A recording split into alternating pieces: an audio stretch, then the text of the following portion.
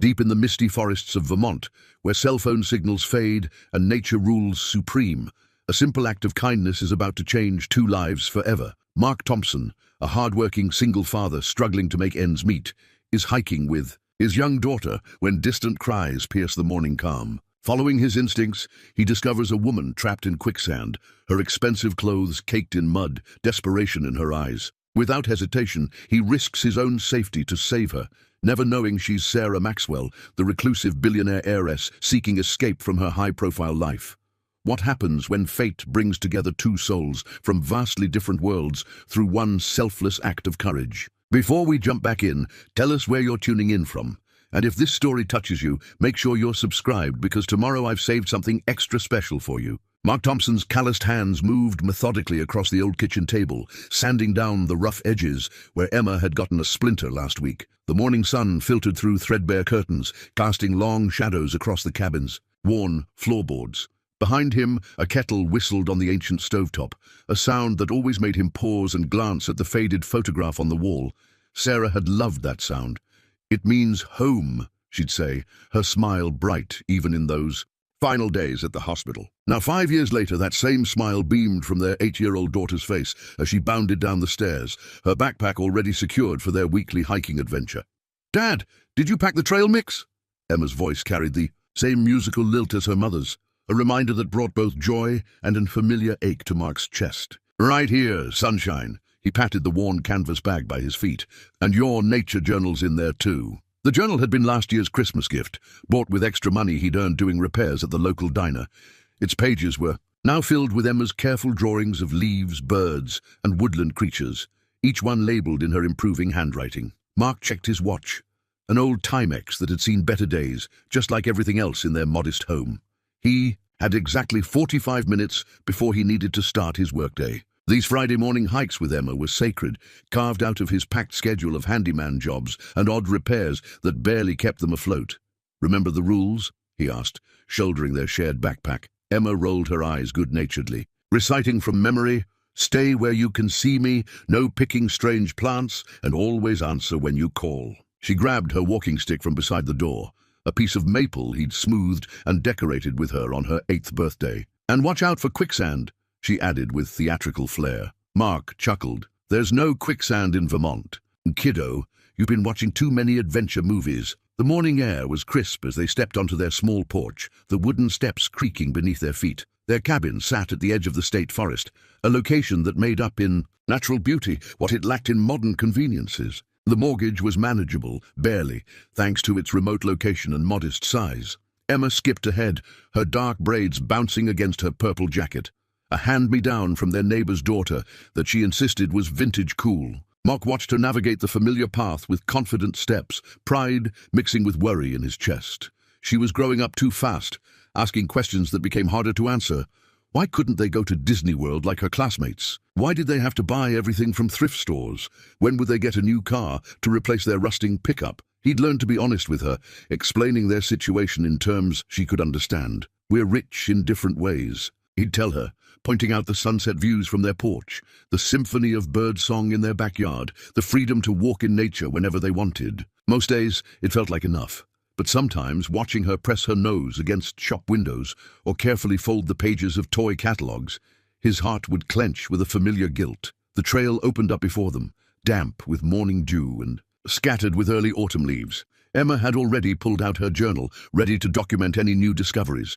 Mark adjusted the backpack straps, feeling the comfortable weight of their morning provisions: trail mix, water bottles, a basic first aid kit, and Emma's precious journal.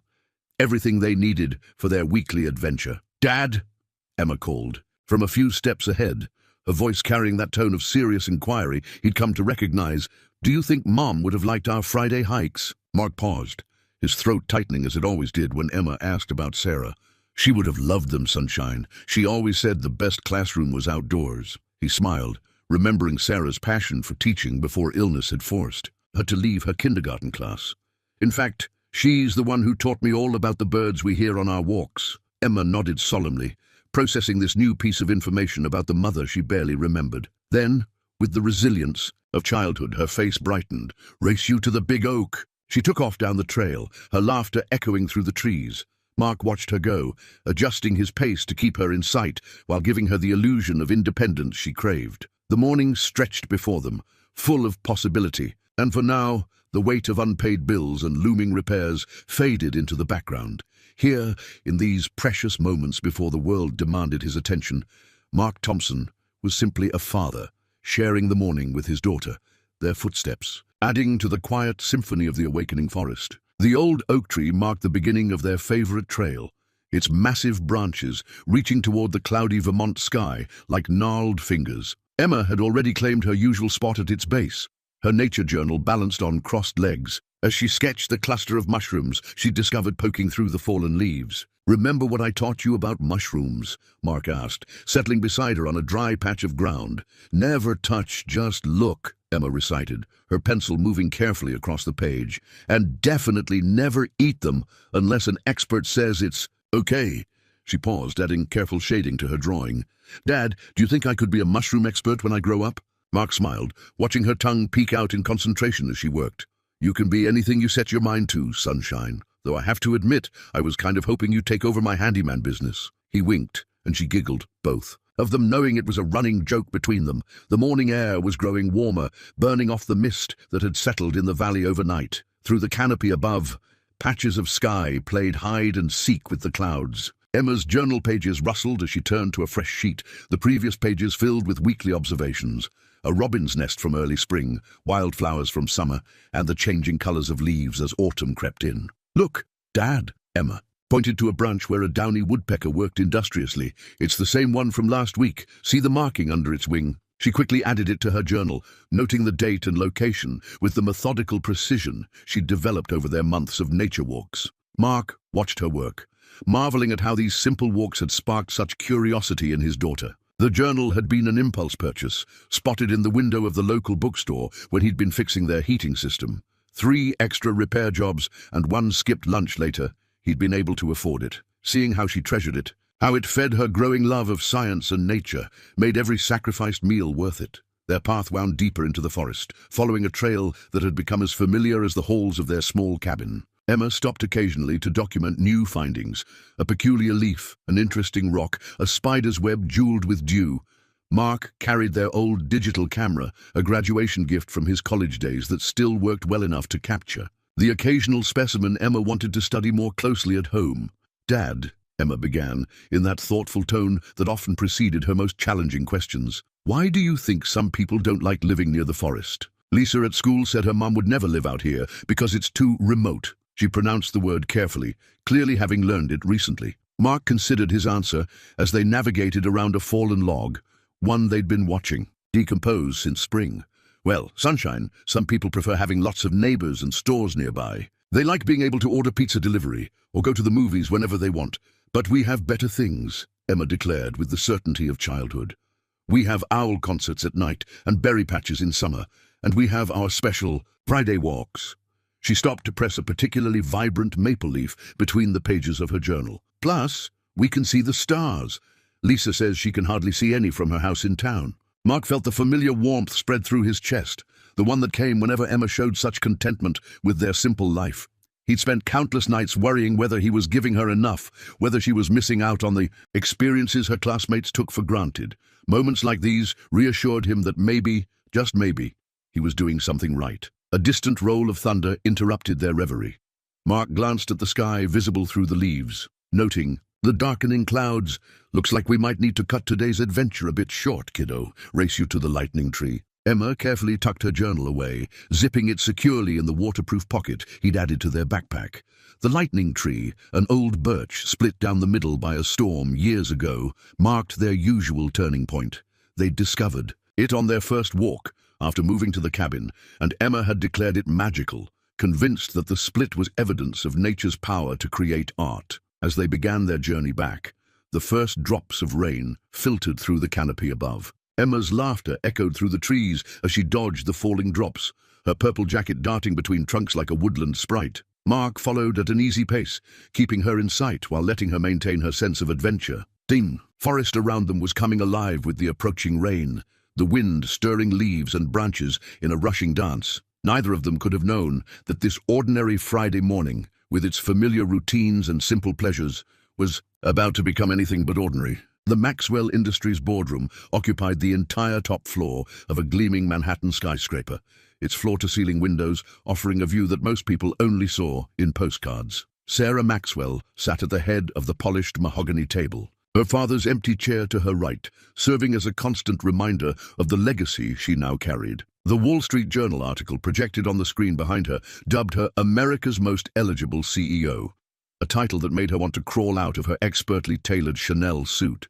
Miss Maxwell, about the Thompson Holdings acquisition. The voice of her CFO droned on, but Sarah's attention had drifted to the rain streaking down the windows, distorting the city beyond into impressionistic brushstrokes. Somewhere, 38 floors below, real people were living real lives, unburdened by the weight of a $50 billion company and the expectations of being Charles Maxwell's only heir. Sarah, her assistant's gentle prompt, brought her back to the room. 12 faces watched her expectantly, their expressions a careful mix of deference and barely concealed ambition. She knew what they saw.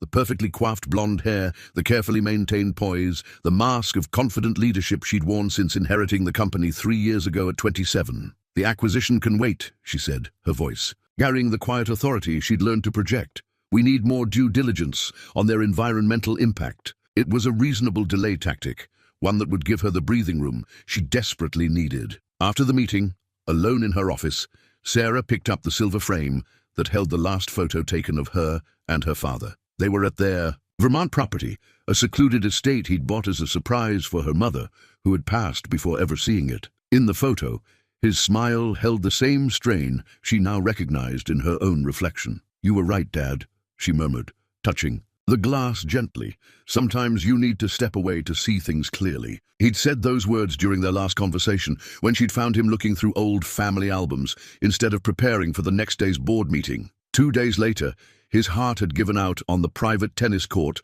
of their Hampton estate. Her assistant's voice crackled through the intercom. "Your 4 o'clock is here, Miss Maxwell, and TMZ is running another story about you and Senator Bradley's son." Sarah sighed, setting down the photo. "Cancel everything for the next week, Claire." Use the usual excuse, quarterly strategy retreat. But the Morrison Foundation Gala, send the donation, give my regrets. Sarah was already pulling up her private email, the one not monitored by corporate IT.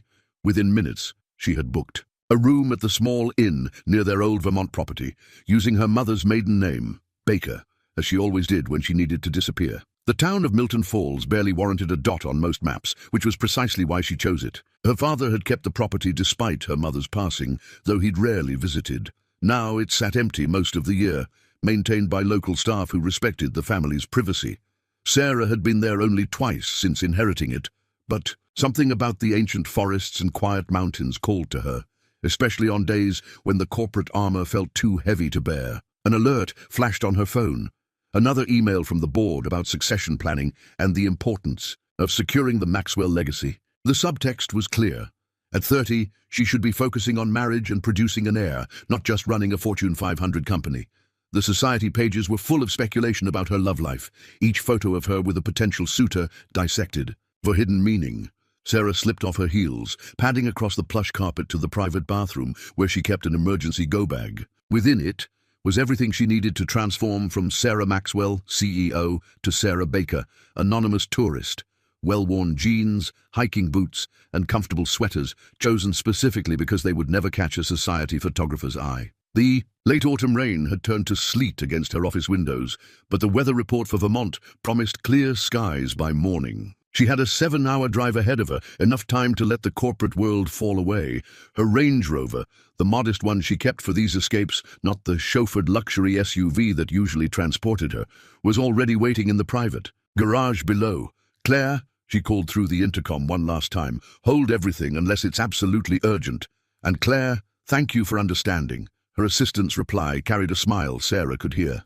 "Drive safely, Miss Maxwell. Find what you're looking for." Sarah took one last look at the city sprawling below, its lights beginning to twinkle in the gathering dusk. Somewhere in those ancient Vermont forests, she hoped, she might find a piece of herself that hadn't been shaped by boardrooms and balance sheets, if only for a little while. The morning had started like any other at the Milton Falls Inn, with Sarah slipping out before dawn to avoid the handful of other guests.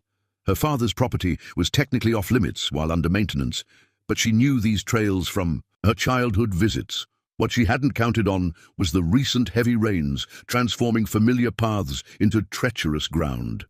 The first step into the boggy area felt firm enough. The second sent her plunging knee-deep into thick, cold mud. Her instinctive jerk backward only made things worse. Suddenly she was waist-deep, her expensive hiking boots finding no purchase in the soupy earth. Her phone, tucked into her jacket.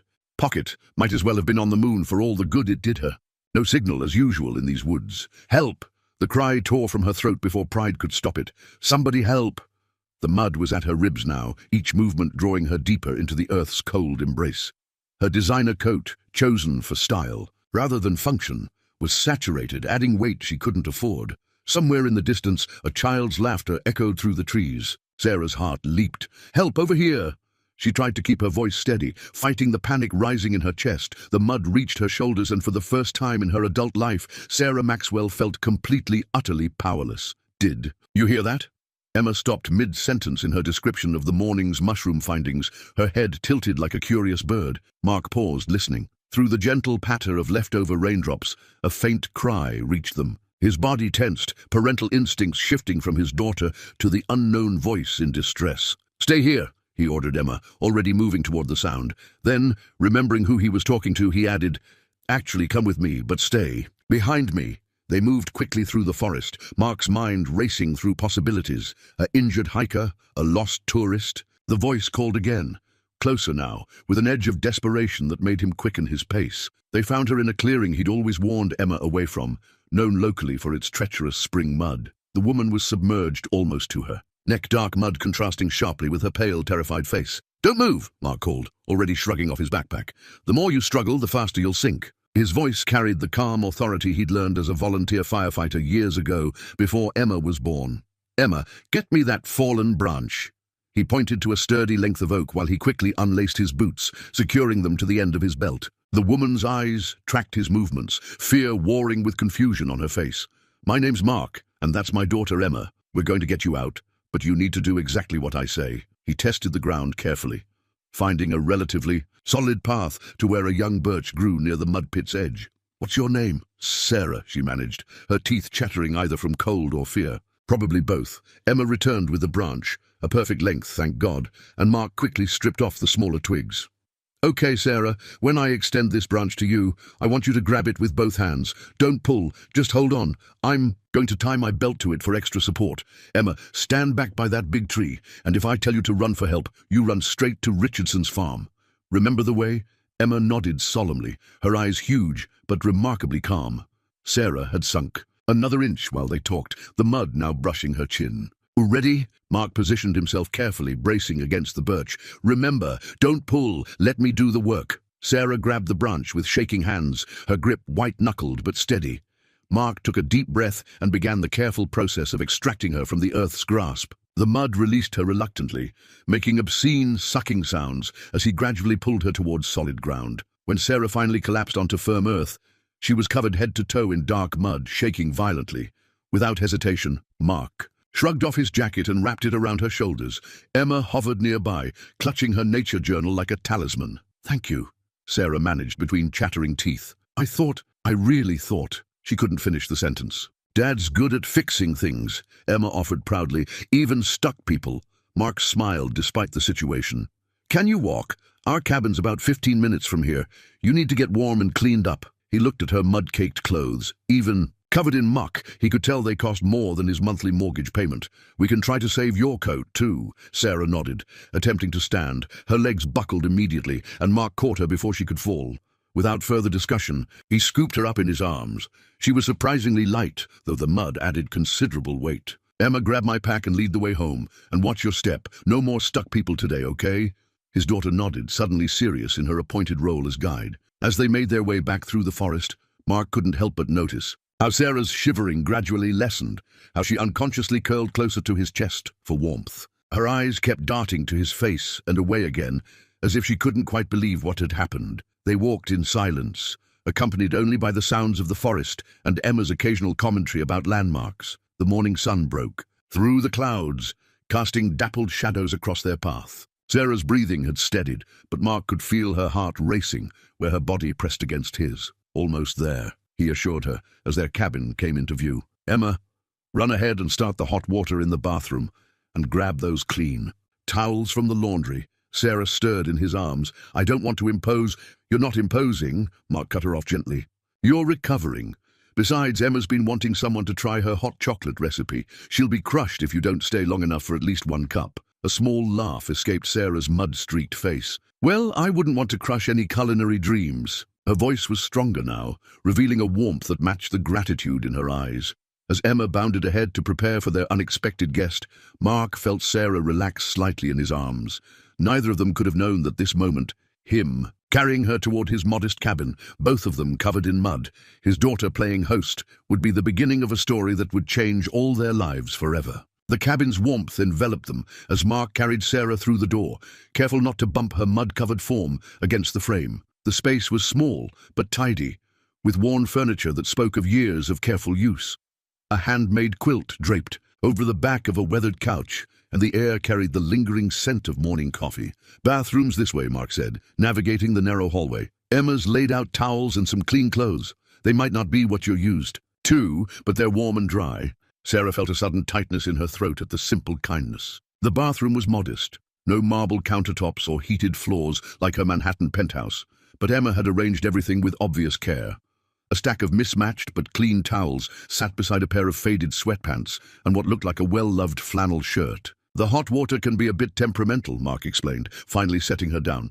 Turn it all the way to hot first, then adjust slowly. He hesitated, clearly torn between proper etiquette and practical concerns. Will you be okay? The mud can make things slippery. I'll manage, Sarah assured him, touched by his worry. I've survived worse than a tricky shower, though at the moment she couldn't actually remember when.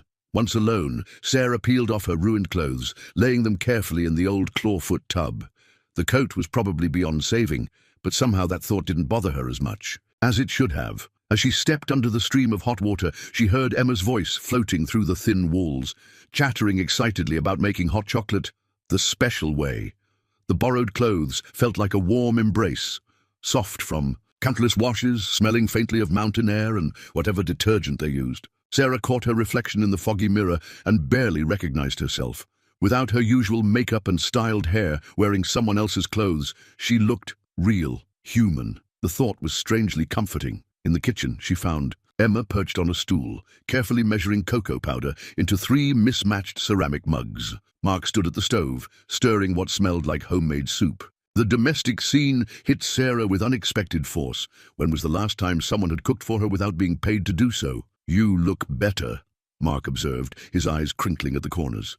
Hungry? Starving, actually. Sarah accepted the offered seat at the small kitchen table, running her fingers over its scarred wooden surface. Though I feel guilty imposing on your morning. You're not imposing, Emma declared, carefully adding milk to her cocoa mixture. Dad always says helping people is important. Plus, I've never seen anyone stuck in mud before. Can I write about it in my nature journal? Sarah laughed, surprising herself with how natural it felt.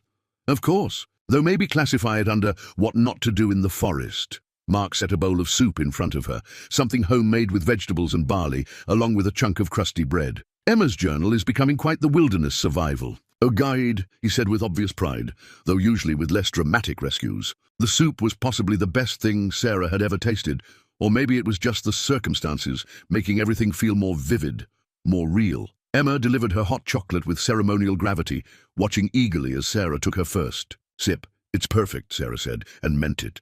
The chocolate was rich and not too sweet, with a hint of something cinnamon that made it special. Dad taught me the recipe, Emma confided. It was my mom's favorite. She said it simply, without the awkwardness adults often brought to such revelations. Sarah glanced at Mark, saw the flash of something in his eyes before he turned back to the stove. The photo on the wall caught her attention, a younger Mark, with a dark-haired woman and a baby, all of them laughing at something outside the frame. The image stirred something in her chest, a recognition of the kind of wealth that couldn't be measured in dollar signs or stock prices. Outside, the rain had started again, drumming steadily on the cabin's roof. The sound was oddly soothing, making the kitchen feel even cozier, like a shelter from more than just the weather. Sarah cradled her mug, absorbing its warmth, and for the first time in longer than she could remember, felt no urge to check her phone or worry about what crisis might be unfolding in her absence. Instead, she listened to Emma's earnest explanations. About the proper ratio of cocoa to milk, watched Mark move with easy confidence around his small kitchen, and allowed herself to simply be present in this unexpected moment of grace. As the afternoon wore on, Sarah found herself drawn into the rhythm of their household with surprising ease. The rain had settled into a steady downpour, making any thoughts of leaving seem foolish. Emma had appointed herself tour guide, proudly, showing Sarah her collection of forest treasures, while Mark worked on some minor repairs around the cabin. "This is my favorite," Emma said, holding up a perfectly preserved butterfly wing in a small frame. "Dad helped me mount it after we found it last summer. He says sometimes the most beautiful things are the ones you find by accident." Sarah fingered the business card still hidden in her borrowed clothes pocket, her real identity pressing against her like a secret stone. The irony of Emma's words wasn't lost on her. "Your dad seems to know a lot about everything," she observed, watching Mark through the window as he patched a leak in the porch roof, his movements sure and practiced. "Not everything," Emma giggled. "He's terrible at French braiding, and he once tried to make spaghetti without water, but he can fix anything that's broken." She paused, considering. "Can you French braid? My friend Lisa's mom does hers every morning." Before Sarah could answer, she found herself seated on the couch, with Emma perched on the floor in front of her, small comb in hand. Her fingers remembered the motions from long-ago sleepovers. Back when she was just Sarah, not Sarah Maxwell, CEO, Mark came in from the rain to find them this way, Sarah carefully weaving Emma's dark hair into neat plaits, while his daughter chattered about school and science projects and her dream of becoming a researcher who studied everything interesting in the whole forest. "Well, that's a sight I never thought I'd see," he said softly, something warm in his voice that made Sarah's hands falter for just a moment. "Sarah's really good at braiding," Emma announced, "and she knows about different kinds of butterflies, too. Did you know some of them migrate thousands of miles, just like birds? Is that so?" Mark's eyes met Sarah's over Emma's head, curious but not prying. "Sounds like someone had a pretty good education." Sarah felt her cheeks warm. "I had opportunities to learn a lot of things, though I'm finding there's plenty I don't know. Like how soup made on a temperamental stove could taste better than any five-star restaurant meal, or how a child's simple trust could feel more valuable than a boardroom full of sycophants." The business card in her pocket seemed to grow heavier. It would be so easy to pull it out, to explain who she really was, but something held her back. Fear, perhaps, of shattering this fragile bubble of authenticity she'd stumbled into. "Dad," Emma's voice broke through her thoughts, "can Sarah stay for dinner? I want to show her my science project, and it's still raining, and—" "Slow down, sunshine," Mark chuckled. "I'm sure Sarah has places to be, people expecting her." "Actually," Sarah interrupted, surprising herself, "I'm free if it's not too much trouble." The thought of returning to her empty room at the inn held no appeal, not when compared to the warmth of this small cabin and its inhabitants. "No trouble," Mark said after a moment, "though fair warning, dinner won't be anything fancy. Just simple home cooking." "Simple sounds perfect," Sarah replied, and meant it more than she'd meant anything in a long time. As Mark moved to the kitchen, Sarah caught sight of herself in the window's reflection, wearing borrowed clothes, hair unstyled, face bare of makeup. In her other life, she would never have allowed anyone to see her so unpolished. Yet here she sat, braiding a little girl's hair while dinner cooked on a second-hand stove, feeling more herself than she had in years. Emma tilted her head back, looking up at Sarah with unguarded affection. "You do it just like Dad describes." "Mom doing it," she said quietly. "He says she always made time for special things, even when she was really busy." Sarah's hands stilled for a moment as the weight of that innocent comparison settled over her. In the kitchen, she could hear Mark humming softly as he worked, the sound mixing with the rain and the crackle of their old radio playing gentle folk music. The business card scratched against her leg through the soft fabric of the borrowed sweatpants, a reminder of the world she temporarily left behind. But for now, for this moment, she was just Sarah, learning that some of life's richest moments come without a price tag attached. The next morning arrived with cruel swiftness, sunlight streaming through gaps in the living room curtains, where Sarah had insisted on sleeping on the couch, despite Mark's offers to take it himself. Her borrowed clothes were neatly folded, and her mud-cake designer outfit had been carefully cleaned and dried by Mark's practiced hands, though the coat, as predicted, was a lost cause. The thank-you note she'd written sat propped against a coffee mug on the kitchen table, her careful handwriting betraying none of the turmoil she felt. How did one properly thank people for not just saving your life, but for inadvertently showing you everything missing from it? "Dear Mark and Emma, Thank you seems inadequate for everything you've done for me. The rescue, obviously, but also the warmth, the welcome, and Emma's perfect hot chocolate. You've shown me a kind of wealth I'd forgotten existed. I won't forget it, or you. With deepest gratitude, Sarah, she'd stopped herself from adding her last name, the lie of omission sitting uneasily in her stomach. The early morning silence wrapped around her as she gathered her things, preparing to slip away before the household woke. It felt cowardly, but the alternative, facing them one last time, maintaining her deception while fighting the inexplicable urge to stay seemed impossible. You're leaving without saying goodbye. Sarah startled at Emma's voice, turning to find the girl standing in the hallway in cartoon-patterned pajamas, her newly braided hair slightly mussed from sleep. I didn't want to disturb anyone, Sarah managed, the excuse sounding hollow even. To her own ears, Dad says proper goodbyes are important, Emma said with the frank wisdom of childhood. He says they give people closure. The word hit Sarah like a physical blow. Closure. As if this brief interlude in their lives needed to be neatly wrapped up and filed away. As if she could simply return to board meetings and charity galas and forget the feeling of Emma's hair between her fingers, or the way Mark's eyes crinkled when he smiled. Emma, who are you talking to? Mark's voice preceded him into the kitchen, and Sarah's heart clenched at the sight of him, sleep rumpled and genuine in worn flannel pajama pants and a faded t-shirt. Sarah's trying to leave without saying goodbye, Emma reported, managing to sound both disapproving and worried at the same time. Mark's eyes met Sarah's, and she saw understanding there, and something else that made her breath catch. Is that so? He said softly. Well, we can't have that. Emma, why don't you get Sarah's care package while I start some coffee? Care package, Sarah echoed, but Emma had already darted away. Just some trail mix and emergency supplies, Mark explained, moving to the coffee maker with practiced ease. In case you decide to go hiking again, though maybe stick to the marked paths next time. The gentle teasing in his voice made her smile despite herself. I think I've learned my lesson. About wandering off trail. Have you? His question carried a weight that had nothing to do with hiking paths, and Sarah found she couldn't quite meet his eyes. Emma returned with a small cloth bag, presenting it proudly. I put in my spare trail map, and some of Dad's trail mix, and a little first aid kit, and she hesitated, then pulled something from her pocket. And this, so you can remember us. It was a page from her nature journal, carefully torn out. On it, Emma had drawn the three of them in her childish but detailed style, Mark carrying Sarah from the mud, Emma leading the way home. Beneath it, she'd written, "The day we found Sarah," in careful letters. Emma, honey, that's from your journal, Sarah protested, her throat tight. You should keep it. I have the memory, Emma said with a shrug. Besides, I made a copy for my journal. This one's for you. Sarah accepted the drawing with trembling hands, carefully tucking it into her salvaged pants pocket alongside the business card. Her two worlds literally overlapping now. At least stay for coffee, Mark offered, holding up a chipped mug that she recognized as the one she'd used yesterday.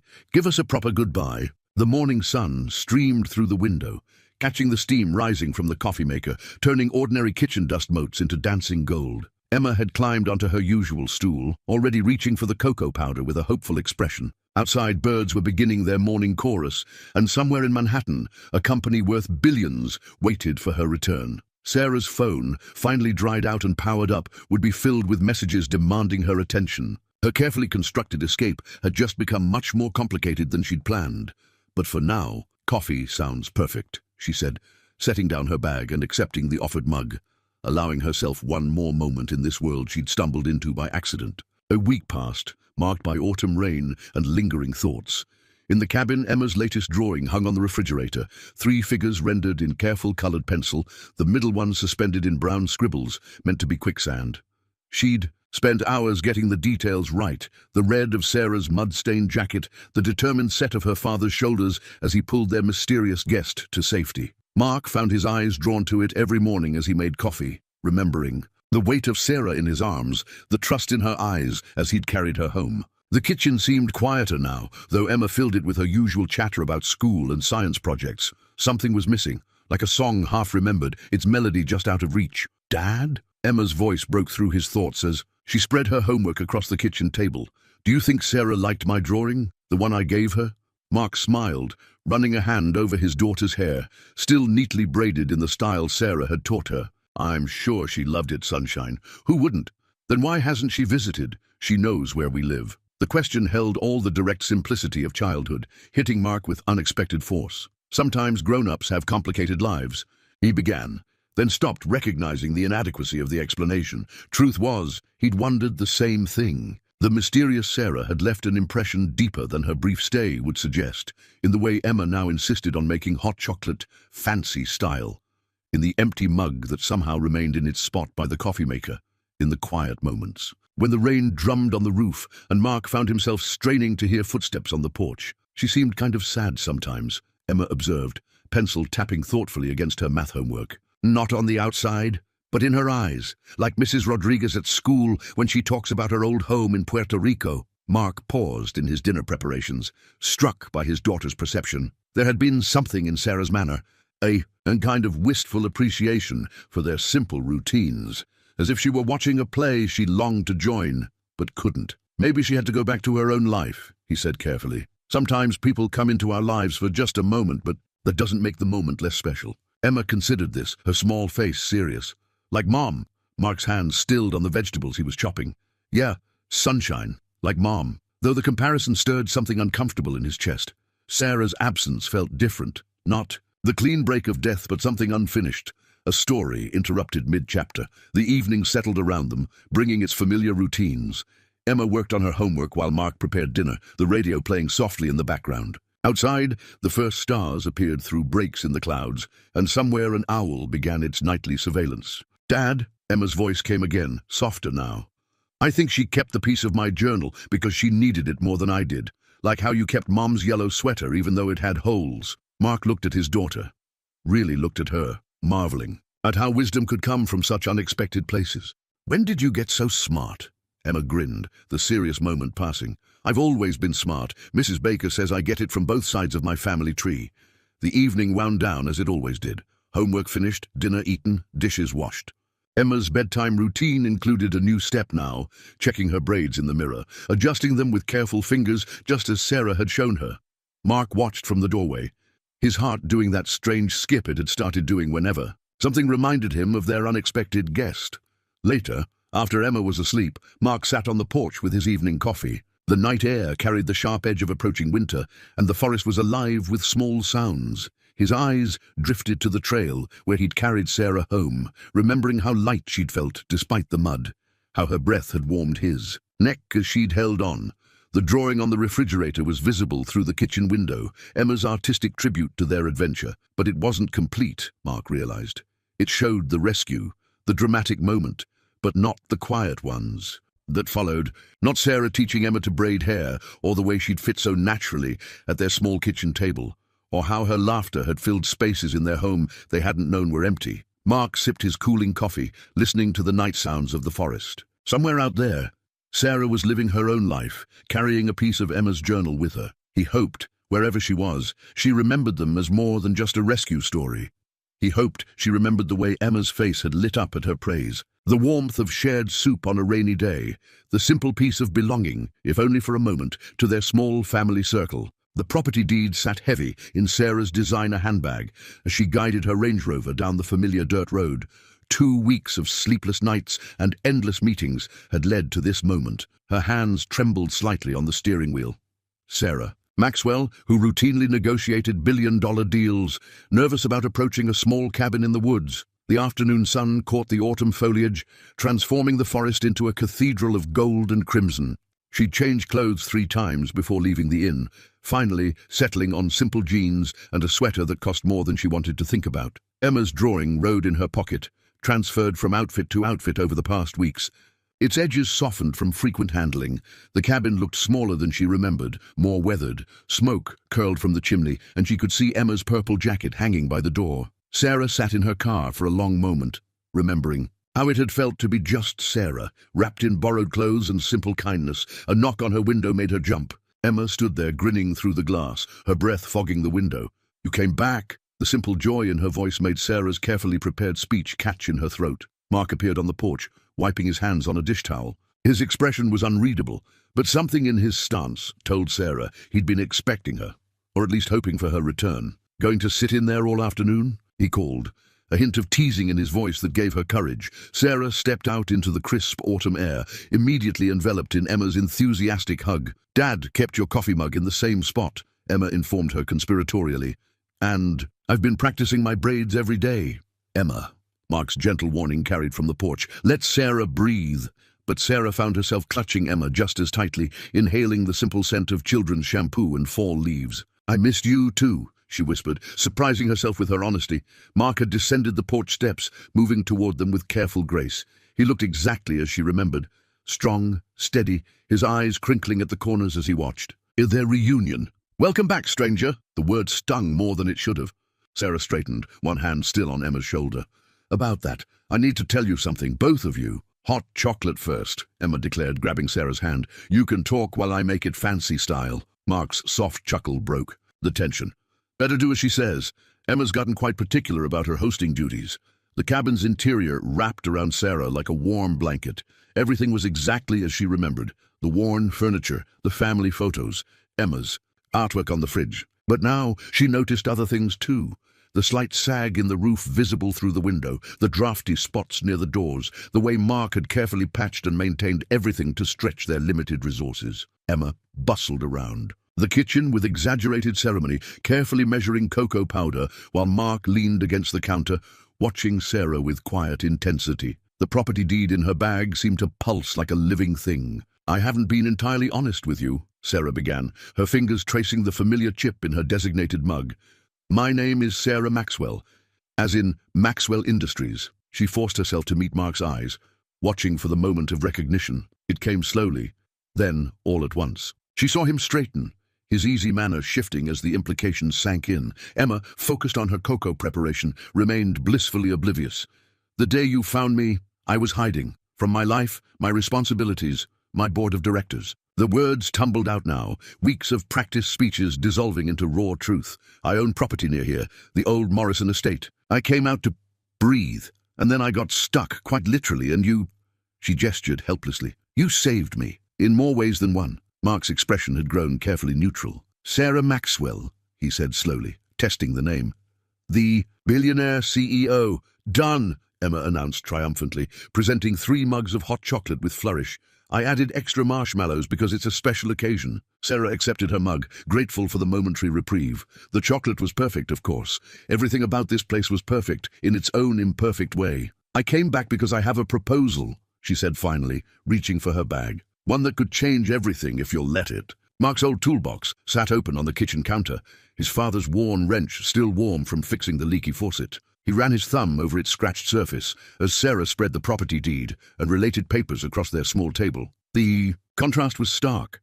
Her manicured hands against his weathered furniture, legal documents next to Emma's homework papers. It's a cottage on the Morrison estate, Sarah was explaining, her composed CEO voice at odds with the nervous way she kept, touching Emma's drawing in her pocket. Recently renovated, with plenty of room for both of you. There's a groundskeeper position open, full benefits, good salary. Emma could attend Milton Falls Academy. They have an excellent science program. Emma, who had been quietly drawing at the far end of the table, looked up sharply. The school with the big laboratory, where they do real experiments. Emma, Mark's voice carried a gentle warning. Could you give Sarah and me a moment to talk? His daughter's face fell slightly, but she gathered her art supplies without complaint. I'll be in my room, working on my project about forest decomposition, she announced, managing to sound both dutiful and pointed at the same time. Once Emma's footsteps had faded upstairs, Mark turned back to Sarah. Why? The simple question seemed to catch her off guard. Why what? Why this? He gestured to the papers, the deed, the future she was trying to hand them on a silver platter. Is this guilt? Gratitude? Some billionaire's idea of paying a debt? Sarah flinched at his tone, and Mark immediately regretted his sharpness.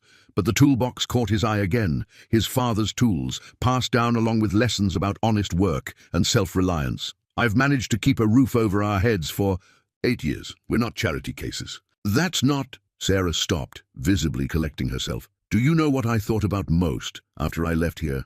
Not the rescue, not the mud. I thought about Emma's hot chocolate.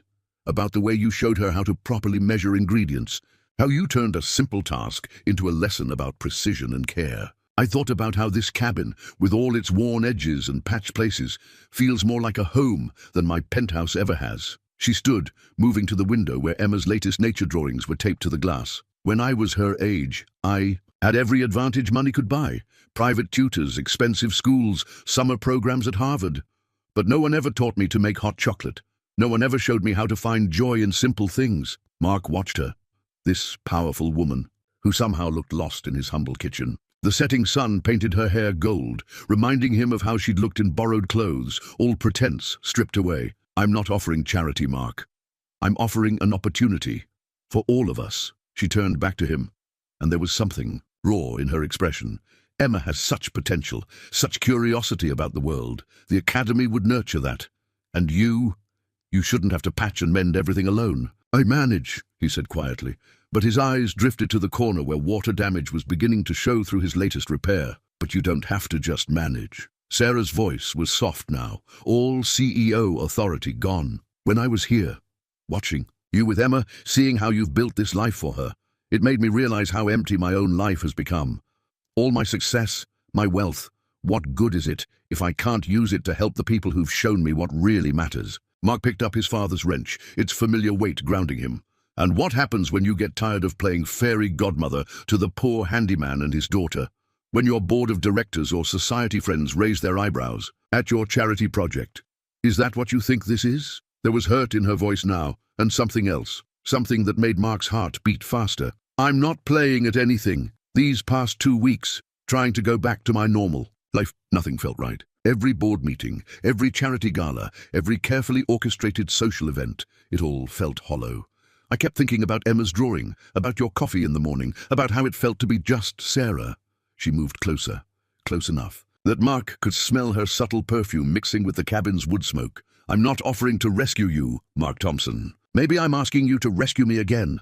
Not from quicksand this time, but from a life that's all surface and no substance. The wrench in Mark's hand seemed heavier now, weighted with decisions and possibilities. Through the window, he could see Emma's purple jacket swaying slightly in the evening breeze, a bright splash of color against the weathered wood of their porch. His daughter's future, wrapped up in papers on his kitchen table. His pride, wrestling with his dreams for her. The tabloid arrived with the morning mail, its garish headlines screaming across the checkout counter of Milton Falls' only grocery store, Maxwell Iris's secret mountain man, exclusive photos inside. Sarah's face, captured in an unguarded moment as she'd left the cabin yesterday, stared up from the glossy page. Behind her, slightly blurred but unmistakable, stood Mark and Emma on their porch. Betty Chen, who'd run the store for 30 years, set the magazine aside when Mark came in for his usual coffee and bread. Her sympathetic glance told him she'd already seen it. The same look followed him down every aisle, from parents he knew from Emma's school, from neighbors he'd done repairs for, from people who'd never given him a second glance before. His phone hadn't stopped buzzing since dawn. First, it was local calls from people he knew. Then unfamiliar numbers started appearing. Reporters, he realized, already trying to piece together the story of the handyman who'd caught a billionaire's eye. The cabin's driveway was blocked by 2 news vans when he returned home. Emma, thank God, was already at school, but he could see cameras tracking his approach. The quiet life they'd built here was evaporating in the harsh glare of public scrutiny. Mr. Thompson, a reporter rushed forward, microphone extended. Can you comment on your relationship with Sarah Maxwell? Sources say she's been secretly visiting your home. Is it true she's buying you a luxury property? Mark pushed past them. Without a word, his grocery bag clutched like a shield. Inside, his landline was ringing, the old phone Sarah had teased him about keeping. Through the window, he could see more vehicles arriving, drawn by the scent of a story too juicy to resist.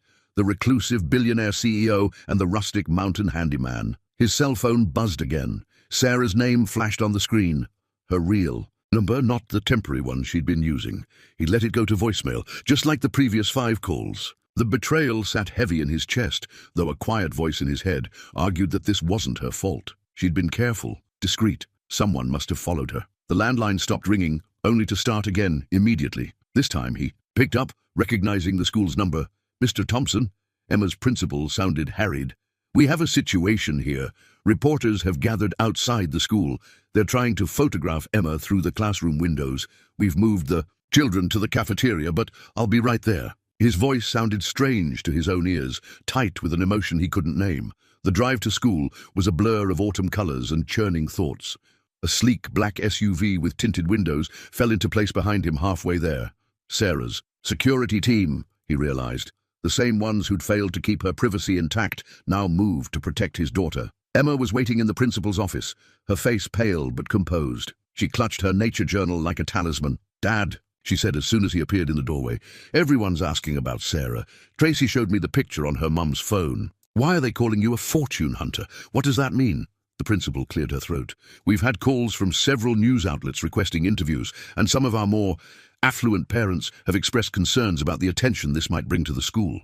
"Concerns," Mark repeated flatly. 8 years of being a responsible parent, of volunteering at school events, of helping maintain the building in his spare time, all suddenly overshadowed by his association with Sarah Maxwell. A commotion in the hallway drew their attention. Sarah herself swept in, flanked by serious-looking men in dark suits. She'd abandoned any pretense of casual dress, wearing what Mark assumed was her CEO armor, an impeccably tailored suit that probably cost more than his truck. "Mark," she began, then saw Emma and faltered slightly. "I'm so sorry. My security team is handling it, but someone sold photos to the tabloids. They must have followed me yesterday." "Handling it?" Mark gestured toward the window, where more news vans were arriving. "Like they handled your privacy." "Our privacy?" "Dad," Emma's small voice cut through his anger. "You're using your mad voice. The one you said we should never use with people we care about." The simple observation hit him like a physical blow. Sarah looked equally stricken, her CEO facade cracking to reveal the woman who'd sat in his kitchen drinking hot chocolate. "Mr. Thompson," one of the suits stepped forward, "we have a safe house prepared. We can move you and your daughter there until this dies down." "A safe house," Mark repeated incredulously, "because that's what Emma needs, to be hustled away from. Her home, her school, her friends, to hide like we've done something wrong." "It's standard procedure in situations like this," the security man began, but Sarah cut him off with a sharp gesture. "No," she said firmly. "No more hiding." She turned to Mark, her eyes pleading. "Let me hold a press conference. I'll explain everything. How you saved my life, how I came to care for both of you. We can get ahead of this narrative." "Narrative." The word tasted bitter. "Is that what this is to you? A story to be managed?" "Of course not." Sarah stepped closer, seemingly unconscious of their audience. "You know what you and Emma mean to me. These past weeks, getting to know you, seeing how you live, it's changed everything. But my world, it's different. Everything gets twisted, commodified. I was trying to protect you from this. By lying?"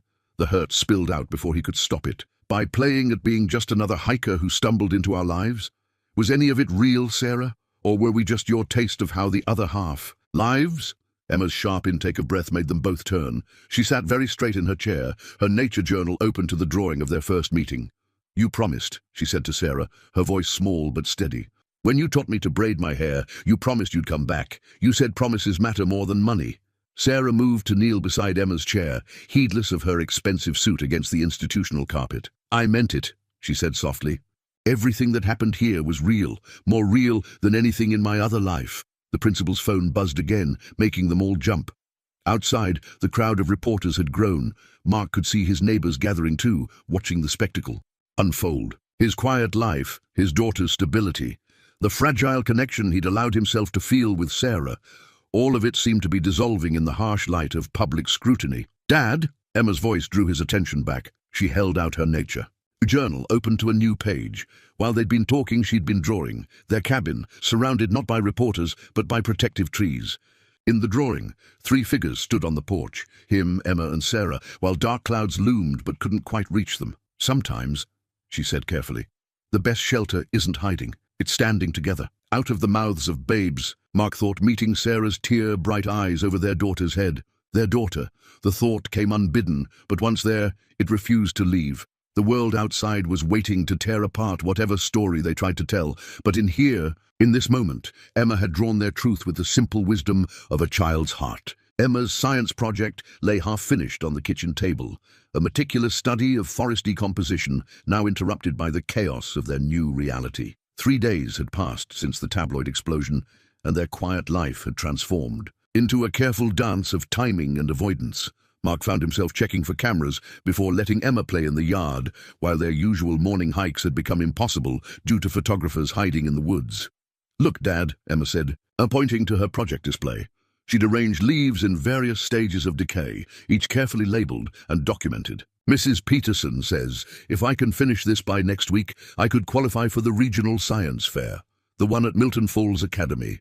The mention of the academy made Mark's chest tighten. He'd been avoiding Sarah's calls, letting them go to a voicemail while he tried to sort through his tangled emotions, but Emma's project served as a stark reminder of what was at stake.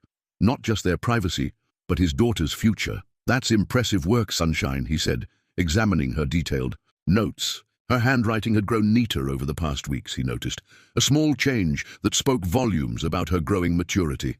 "The Academy would be lucky to have you, but we can't afford it," Emma finished matter-of-factly. "I heard you telling Mrs. Chen at the store.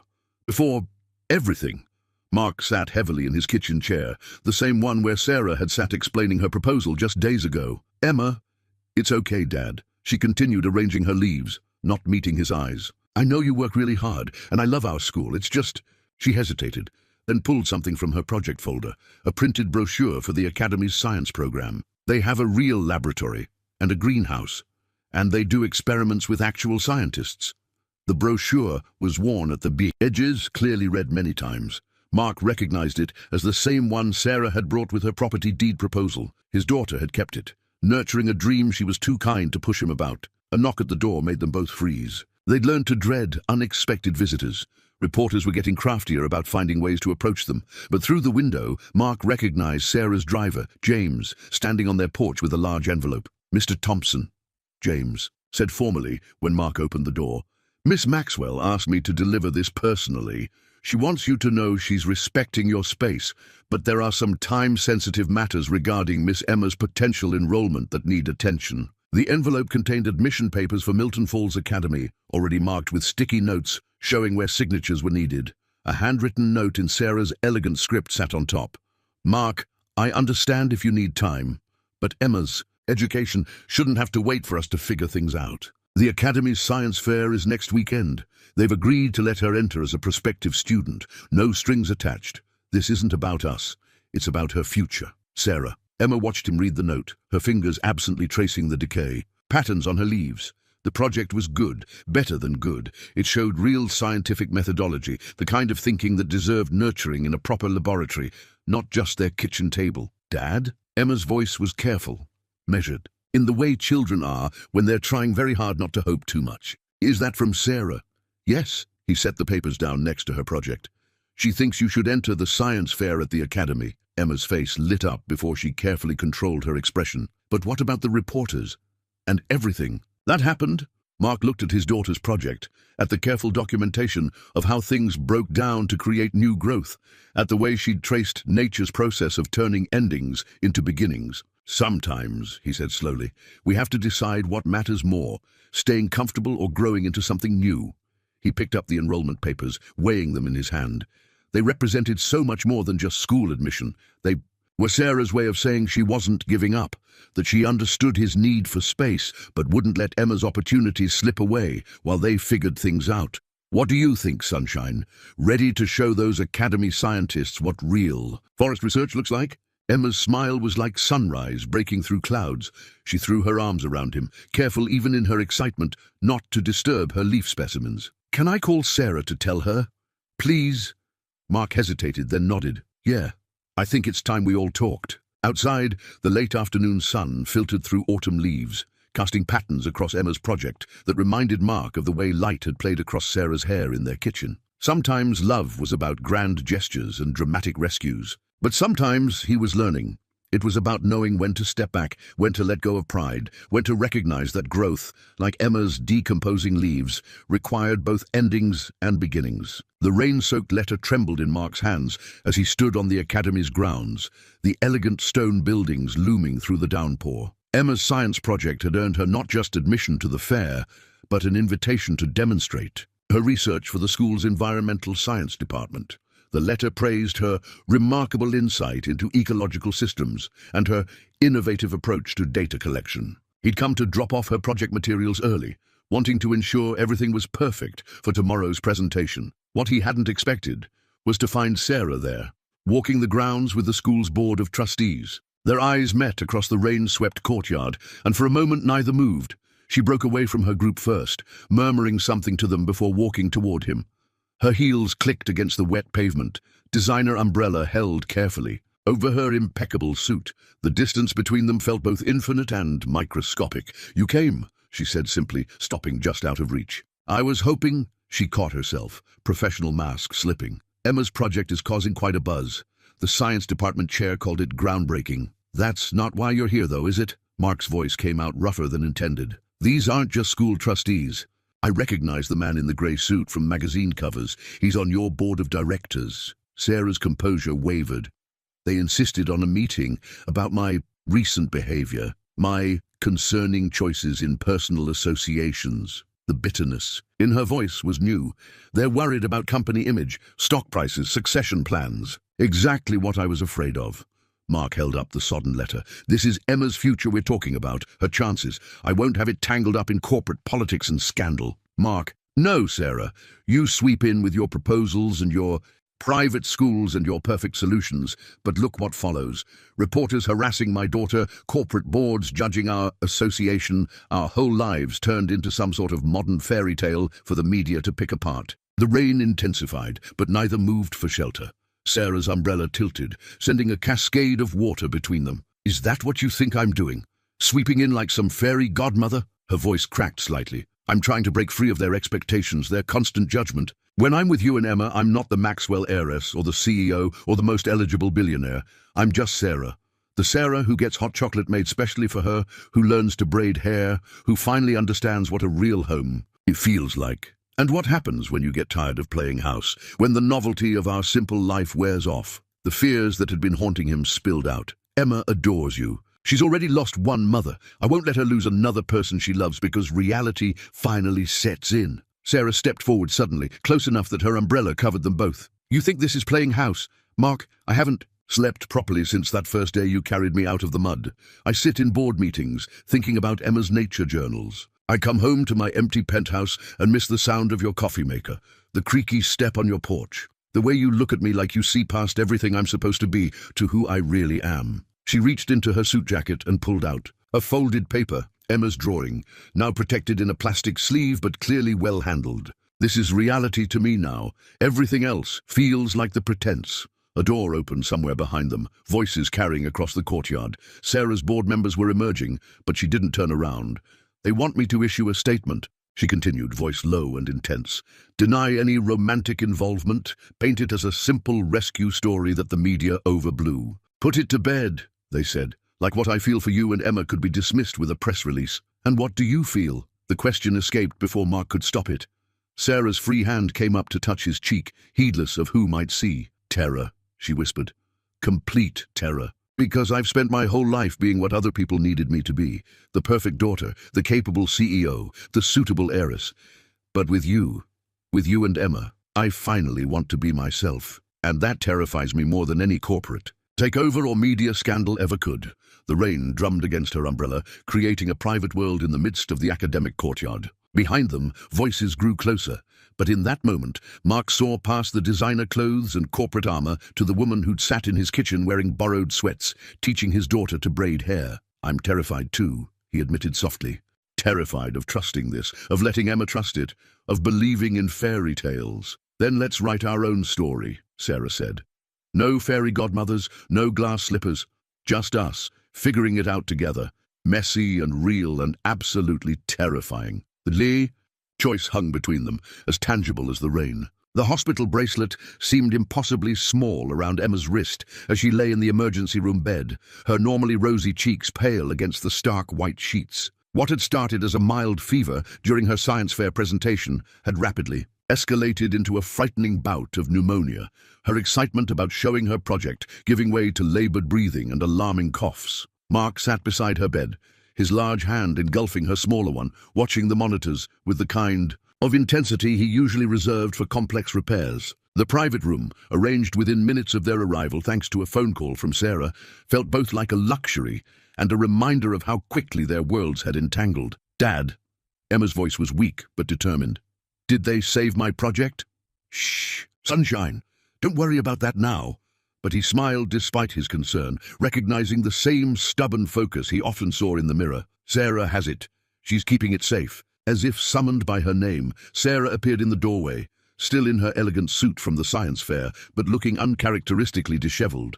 She'd been the one to notice Emma's distress first, recognizing the shallow breathing and sudden pallor, even as the young scientist had continued explaining decomposition rates to impressed faculty members. The pulmonologist is on her way, Sarah announced quietly, moving to Emma's other side. Dr. Patterson, she's the best in New England. She reached out to smooth Emma's hair, the gesture so natural it made Mark's chest ache. "How are you feeling, sweetheart?" "Like a science experiment," Emma managed, attempting a smile, but not the fun kind. The monitors beeped steadily as Sarah settled into the chair opposite Mark, creating a protective triangle around Emma's bed. Neither adult mentioned the media circus that had erupted outside when word got out that Sarah Maxwell was personally overseeing the care of a local child, their private drama now playing out in full public view. "You know what this reminds me of?" Emma's voice was thoughtful, despite its weakness. "When you were stuck in the mud, Sarah. Everyone working together to help, even though it was scary." Sarah's eyes met Mark's across the bed, understanding passing. Between them, they'd been so caught up in their own fears and hesitations, in the complications of merging their worlds, that they'd missed what Emma had seen clearly all along. When someone you love is in trouble, you don't stop to wonder if helping them will complicate your life. The door opened again, admitting a distinguished-looking doctor who moved immediately to examine Emma. Mark started to rise to give her space to work, but Emma's grip on his hand tightened. "Stay," she whispered. "Both of you." Sarah reached across the bed, her free hand finding Mark's empty one, completing their circle around Emma. The doctor worked efficiently, asking questions, adjusting medications, making notes. If she found anything unusual about a billionaire CEO holding hands with a handyman over a child's hospital bed, she didn't show it. "The aggressive antibiotics are helping," she reported finally, "but she'll need close monitoring for the next 48 hours, and then complete rest for at least 2 weeks. No school, no excitement, clean air only. We'll take her to the cottage," Sarah said immediately, then caught herself and looked at Mark. If that's okay. It has a state-of-the-art air filtration system, and it's completely private. No reporters, no chaos, just rest and recovery." Mark looked down at their joined hands, then at Emma's pale face. The monitors beeped steadily, measuring out moments of decision. All his carefully constructed arguments about independence and pride seemed hollow now, stripped away by the simple reality of his daughter's needs. "The cottage," he agreed softly. "But we do this together. No more separate worlds." Sarah's grip on his hand tightened. "Together," she echoed. Emma stirred slightly, fighting sleep but smiling. "Can we still have hot chocolate there?" "Every day," Sarah promised. "And when you're better, I'll show you the greenhouse. It's full of plants you can study for your next project. Dad, too." Emma's eyes were drifting closed, the medications finally winning. "Dad, too," Sarah confirmed, her thumb tracing gentle circles on Mark's hand. "We're a package deal now, remember?" As Emma fell into healing sleep, the monitors creating a gentle rhythm in the quiet room, Mark studied their linked hands. Sarah's elegant manicure next to his work-roughened fingers, both holding on to what mattered most. Outside, the world waited with its judgments and expectations, its headlines and social complications. But in here, watching over their sleeping child, they were simply a family finding its way forward. The new house keys felt foreign, yet familiar in Mark's hand as he unlocked the cottage door, carefully balancing a sleeping Emma against his shoulder. The building was smaller than he'd expected, charming rather than ostentatious, with a wraparound porch that reminded him of their cabin. Sarah had clearly chosen it with them in mind. "The main bedroom is through here," she whispered, leading them down a hallway warmed by honey-colored woodwork. "I had them set up the medical equipment exactly as Dr. Patterson specified." Emma stirred slightly as Mark laid her in the large bed, but didn't wake. The prescribed medications were keeping her comfortable, helping her body fight the pneumonia that had turned their worlds upside down. In sleep, her color was better, her breathing easier in the filtered air. Sarah moved around the room with quiet efficiency, adjusting monitors, checking the humidifier settings. She'd traded her business suit for soft loungewear, looking more like the Sarah who'd sat in their kitchen than the CEO who'd faced down her board of directors yesterday.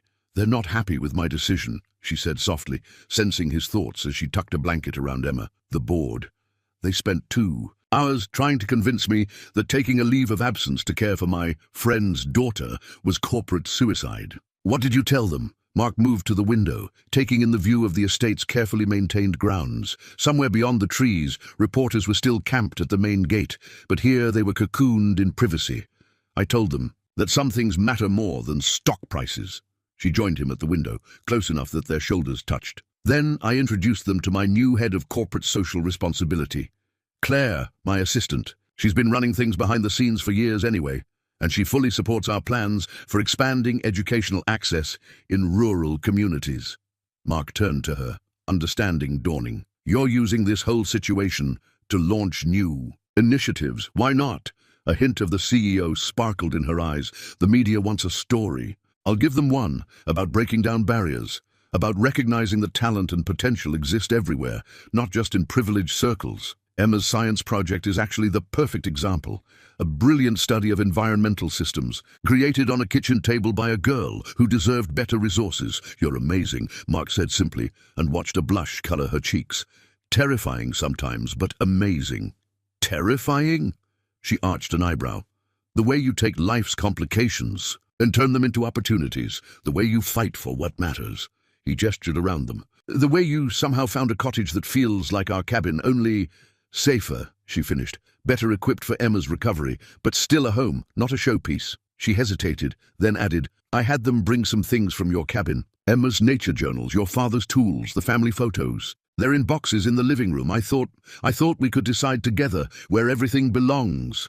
The thoughtfulness of it caught him off guard. She hadn't just offered them shelter. She'd understood the importance of maintaining connections to their past while building something new. A small sound from the bed drew their attention. Emma was watching them through half-opened eyes, a slight smile on her face. Is this our new home? She asked sleepily. Sarah looked at Mark, letting him take the lead. He moved to sit on the edge of the bed, brushing Emma's hair back from her forehead. What do you think, sunshine? Think we could be happy here? Emma's gaze traveled around the room, taking in the large windows, the space already set up for her science projects, the cozy reading nook Sarah had created.